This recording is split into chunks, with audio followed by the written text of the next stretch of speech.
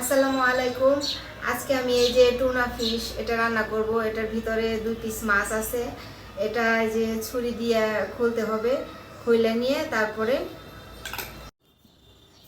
মাছ রান্নার জন্য আমি নিয়ে নিয়েছি এই যে পেঁয়াজ, 2 পিস রসুন আর কাঁচামরিচ। পেঁয়াজ একটু বেশি করে নিয়েছি, এগুলো আমি এখন কাইটা কুচা পরিষ্কার করে নিয়ে তারপর রান্না করতে যাব।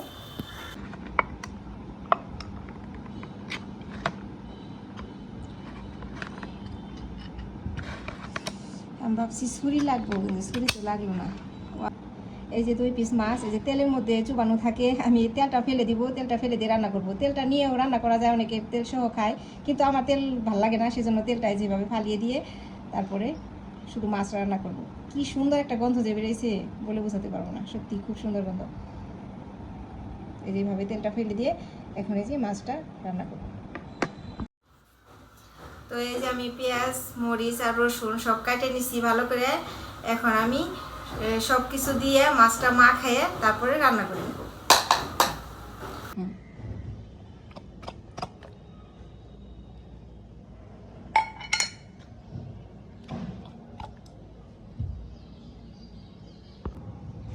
লবণ, হলুদ, ধনিয়ার গুঁড়া, অল্প একটু শুকনো মরিচের গুঁড়া।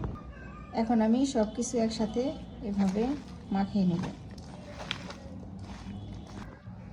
তো এই যে মাখানো হয়ে গেছে, এখন রান্না করে নেব।